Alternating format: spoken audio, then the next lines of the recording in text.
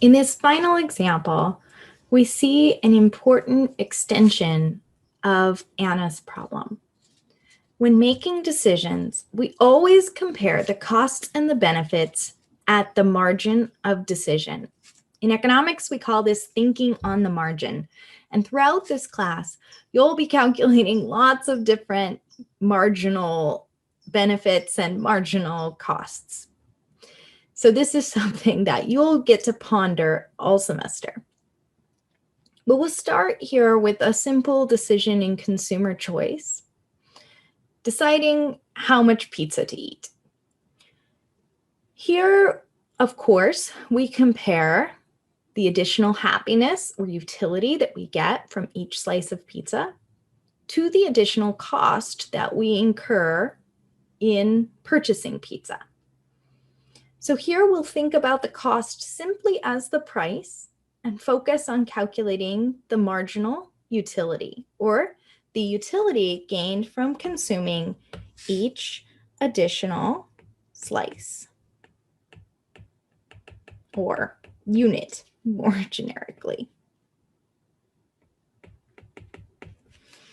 All right, so this table here describes your total happiness based on how many pieces of pizza that you consume.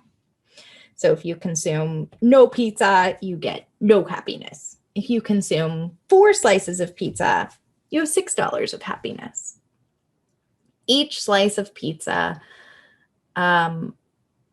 costs a certain amount of money. And we'll see how the cost or the price of the pizza affects the decision of how much pizza to eat. So we'd like to compare the marginal benefit and the marginal cost of each slice. To do that, we calculate here the marginal utility. So how much additional utility does this person get from consuming each additional slice of pizza? The simple way to see this is to take the difference between the total utility as we increase the amount of pizza we eat. So going from 0 to 1 slice increases our utility by $2.50. Consuming the second slice increases utility from $4 to $2.50, which is equal to $1.50. Consuming the third slice increases our utility by $1.25. The fourth slice increases utility by 75 cents. And the fifth slice decreases your utility. You're too full and not very happy. So that's negative 50 cents. Now that we understand how each slice of pizza affects our happiness, we can decide how many to eat based on the cost. So if each slice of pizza costs $1, we will consume pizza as long as the benefit is larger than the cost. In other words, we will consume 3 slices of pizza. Notice that the more pizza you consume, the smaller your marginal utility becomes. And this is actually the principle of diminishing marginal utility. It's true that marginal utility is decreasing with consumption of any good or service within a finite amount of time. The first slice of pizza tastes amazing because you're hungry. The second slice tastes pretty good. But eventually, you don't want any more pizza. And even eating more and more pizza could lead you to be less happy.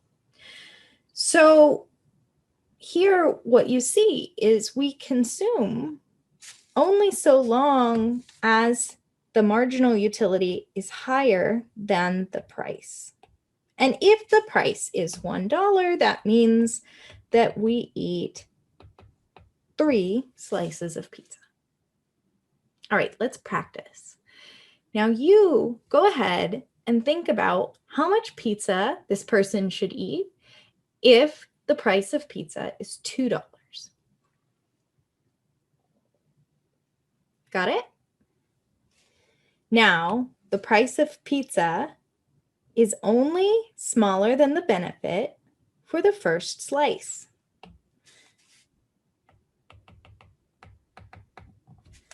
So if the price of pizza goes up, you notice that consumption goes down. And we'll explore this relationship more when we talk about the law of demand. Finally, if pizza were free, how many slices would you eat? You would not eat unlimited slices.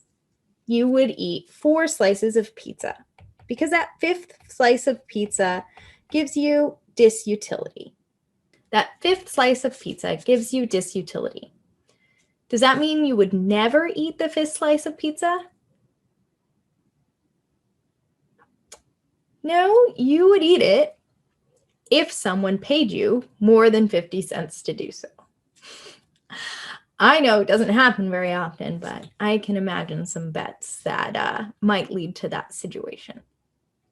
All right, so it's always important to think on the margin in decision making, and this concept will come up again and again throughout the semester.